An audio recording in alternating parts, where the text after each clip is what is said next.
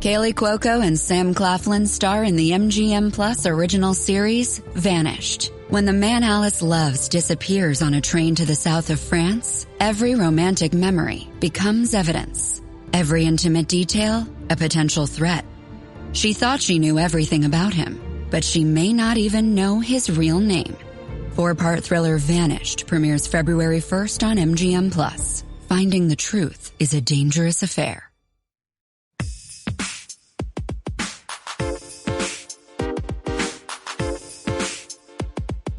Welcome to From Dorms to Desks, job hunting tips for those early in their careers.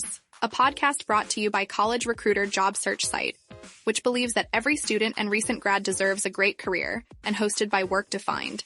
Join our AI co-hosts as they dive into tips, tricks, and insights that will help you land your next part-time, seasonal, internship, or entry-level job. Let's get your career started. So, if you're out there looking for a job right now, and I mean, a lot of people are, you're probably spending hours on the platforms you trust most. The big ones, yeah. LinkedIn, ZipRecruiter. Exactly. Maybe you're even opening an email that looks like it came straight from a recruiter at a huge company. Whoa. And you assume those sites are, well, fundamentally safe. Right, you do.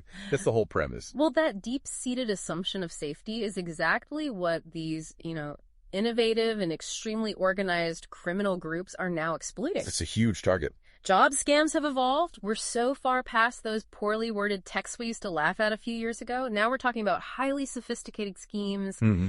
They're flourishing and they're preying directly on professional desperation with fake jobs that are often, and this is the scary part, indistinguishable from the real thing. Almost impossible to tell apart. Okay, so let's unpack this. Our mission today is to dive into the latest tactics these operators are using, look at the psychology of why even, really smart, tech-savvy people are getting fooled. It happens to everyone. And identify the specific, crucial red flags you need to watch out for to protect not just your money, but your entire identity. And we absolutely have to start with the stakes. I mean, the financial and emotional toll here is just, it's devastating. I saw the numbers. They're staggering. They are. The Federal Trade Commission data shows online job scams jumped by 19% in just the first half of the year. That cost Americans close to $300 million. $300 million. It's almost an abstract number, but the individual cost, that's what really hits home. That's it, exactly. The typical victim loses around $2,000. Now, just think about that for a second. Yeah. If you're already out of work, you're already struggling, a $2,000 loss it's catastrophic. It could be rent money, groceries. Everything. And this environment is just tailor-made for these scams. The increase isn't an accident. It's directly tied to the current labor market. Right. The number of people unemployed long-term, we're talking 6 months or more, is hovering around 2 million. That's the highest it's been since 2022. So you have a lot of people who are getting desperate. Desperate and tired. You combine that long-term struggle with the fact that hiring has slowed way down, and you get this perfect, painful cocktail of desperation and urgency that the scammers are just, they're feasting on it. They know you're tired of sending out resumes into, a black hole, and you just want to win. Exactly. And you'll jump at the first good sign. And we really need to get past this image of, some lone hacker in a basement. The sources are so clear that the quality of these fake posts is incredibly high because we're dealing with massive organized crime. That is the crucial context here. Cybersecurity experts are linking a lot of these job scams to the same criminal syndicates in Southeast Asia. It's the same ones. The very same ones that have been running those high-profile romance scams you hear about on dating apps. So, okay, if these are the same organizations, what does that tell us about their methods? It tells us we are up against master manipulators. What's so fascinating here is that they're using the exact same playbook. It's called social engineering. Right. They aren't trying to hack a firewall or, plant some complex malware. They are targeting human psychology.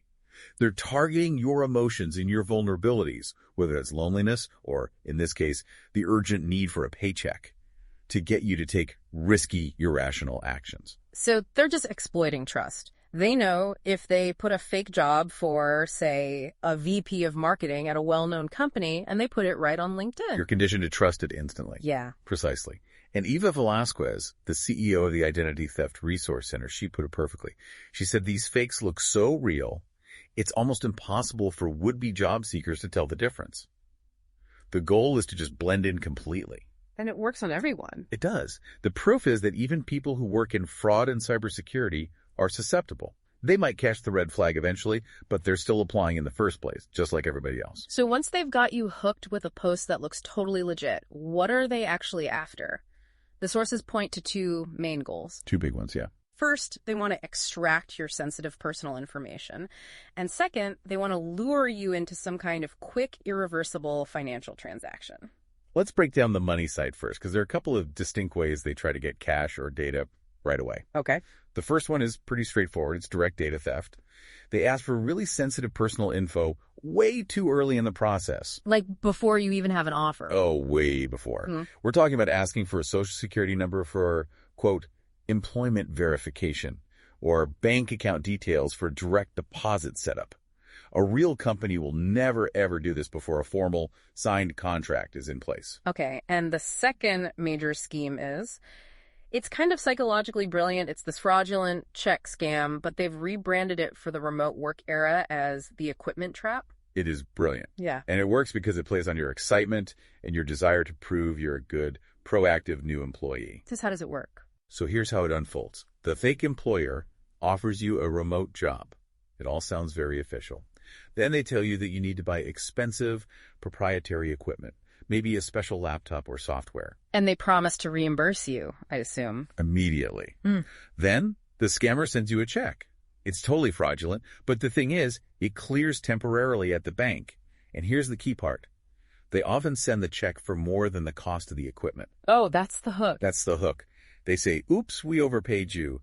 Can you please just send us the difference right now using PayPal or Zelle? We need to fix the books immediately. And that's the critical step, because you see the money in your account, you think the company is real, and you rush to send that difference back through something like Zelle, which you can't reverse. Exactly. You're trying to be a good employee. You think you're helping them fix a mistake. Right. You're being competent. By the time your bank days later realizes the original check was bad, the cash you sent is long gone. And now you're on the hook with the bank for that money. The scammer just vanishes with the difference. And here's where it gets really interesting. Because even if you never lose a dollar that way, the data itself is gold. Mm-hmm. The information in your resume or, say, a written interview, even if the scammer gets no cash from you, that data gets monetized in ways that carry this huge long-term risk. This is way beyond simple identity theft, where they just open a credit card in your name. So what are they doing with it? The data points from your professional life, your past employers, home address, phone number, maybe even answers to security questions. That can all be combined with other stolen data to create a perfect profile for something called synthetic identity fraud. Synthetic identity fraud? Yeah, it's where criminals build a whole new identity that never existed.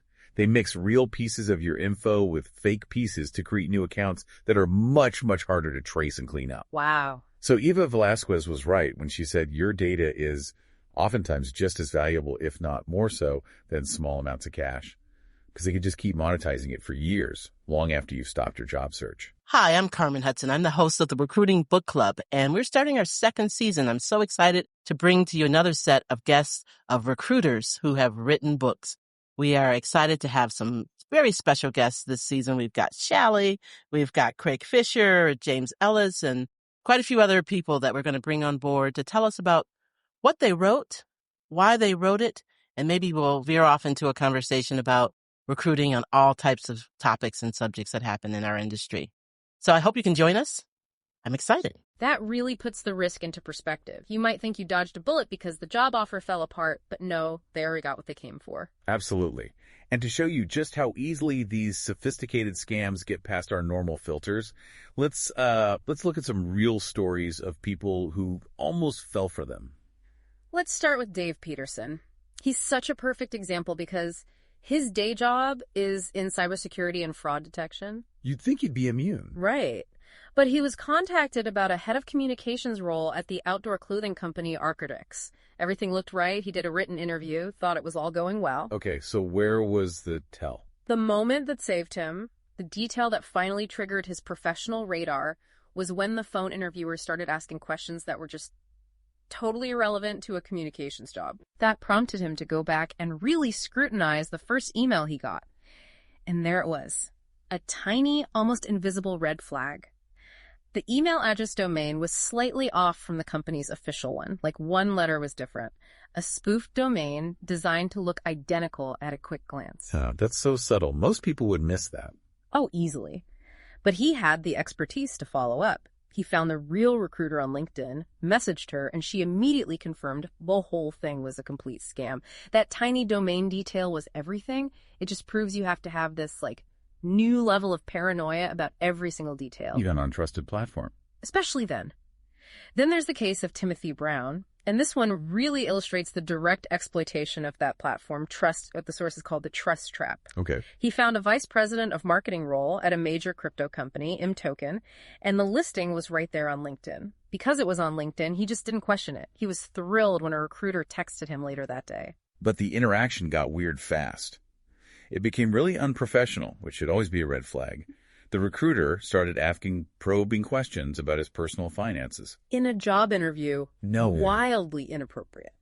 And then, for the final absurd twist, the supposed recruiter, Anna, started using flirty emojis in the text conversation. Flirty emojis. For a VP of marketing role, you have to wonder what the strategy is there. It sounds unbelievable, but it shows how these social engineers are constantly testing boundaries. They're trying to gauge your vulnerability, your commitment. So what happened? Brown eventually just stopped responding. Later, the real company, mToken, confirmed the whole thing was fake. They don't employ anyone named Anna. But Brown's big takeaway, and this is critical, was that the scam worked because LinkedIn is a trusted source. They use the platform's reputation like a weapon against you. And let's move to Andrea Maestas. She applied for an admin assistant job at JP Morgan on ZipRecruiter. This one shows how fast they try to move to the data theft part.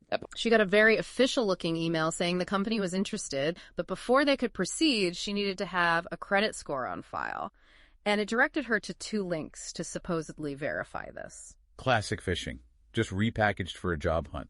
It plays on that urgency, that desire to be compliant. Luckily for her, her computer security was set up well, and it warned her the links were unsafe. She reported it. ZipRecruiter took the account down, but she said the scammers were clearly preying on that desperation or that fear that people feel when they're job hunting. That pressure to not mess it up is the weak link in our psychological armor. We also have to briefly touch on the other category of fraud here, which is the service scam. This isn't about getting a fake job. It's about paying someone to help you get a real one. Right. Jennifer Peters, a single mom, was looking for work and lost $60 to a man she met on LinkedIn who claimed to help job seekers with their resumes. He took the money and just disappeared. And the emotional fallout from that is huge. She said she felt embarrassed and so ashamed, which just highlights that these guys don't care how small the theft is. They are targeting people who are already under immense pressure, and they see them as easy targets. So, if the scams are this sophisticated and the criminals are this organized, what are the platforms themselves doing? I mean, are they just sitting back and letting their credibility get destroyed? No, they're in a massive game of catch-up, and they are fighting back with tech and with new policies. ZipRecruiter, for instance, uses internal algorithms and systems to try and automatically detect and take down posts that violate their terms. So it's a reactive fight. It's totally reactive against a constantly moving target. And LinkedIn, which is arguably the most affected because of its professional reputation, has had to roll out some pretty substantial changes. What are they doing? They're expanding verification systems for employers. More importantly, they're now requiring members with certain recruiter titles to actually verify their workplace. So you can't just call yourself a recruiter for Google anymore. The goal is to make that much, much harder. They're also trying to automatically move suspicious messages into spam folders, so you're less likely to even see the initial contact. That's good, but at the end of the day, the burden of vigilance still falls on the job seeker, you know? No algorithm is perfect. Absolutely not. And LinkedIn actually urges people to look for 3 really crucial red flags right away. Look at what are they? First, look critically at the recruiter's profile. Does it look thin? Like, do they have very little activity and very few connections? A real recruiter will have a robust, verifiable network. Makes sense. Second, sharing personal information too early. That is a hard stop. Never give out your bank account or social security number before a real offer letter is signed. And third, watch out if they immediately try to take the conversation off platform to WhatsApp or text message. That's a huge red flag. They're trying to get away from the platform's security filters. Exactly. And if you want a real sense of the sheer scale of this problem, get this. There's a guy named Jay Jones. After he was laid off, he started seeing these sham companies everywhere. So he took it upon himself to just start voluntarily reporting scams. In less than 2 years, he has personally flagged about 32,000 fake jobs and 7,000 fake profiles. 32,000 from one person. One person. It's unbelievable. That really underscores his point. People are operating under this false assumption that every opportunity is trustworthy just because the site is trustworthy. It is, as he put it, a massive problem that requires a massive shift in how we think. The scammers are just more agile than the platform's defenses. So to kind of sum up the core insight here, it's the combination of widespread long-term unemployment and the sheer focused sophistication of this social engineering. It just means critical thinking and extreme caution are more essential than ever. The bar for scrutiny has been permanently raised. And as we said at the start, these are often the same highly effective psychological operators running both job scams and romance scams. They know how to tap into your deepest hopes and vulnerabilities, your need for money, for stability, for validation. Which raises an important and maybe unsettling question for the future. How might the next wave of job scams use emotional connection or deep relationship building, moving way beyond just sending flirty emojis, to keep victims engaged, obedient, and vulnerable over a much longer period of time? Turning the entire hiring process into a long con. Exactly. A multi-week hiring process that's really just an elaborate con designed only to extract deeper, richer data and ultimately larger financial commitments. Something to consider as you continue your own professional networking out there. This has been From Dorms to Desks, job hunting tips for those early in their careers. A podcast brought to you by College Recruiter job search site, which believes that every student and recent grad deserves a great career. Each episode, we dive into tips, tricks, and insights that will help you land your next part-time, seasonal, internship, or entry-level job. Subscribe to this podcast for free now, so you don't miss an episode, and visit www.collegerecruiter.com to find your next great job.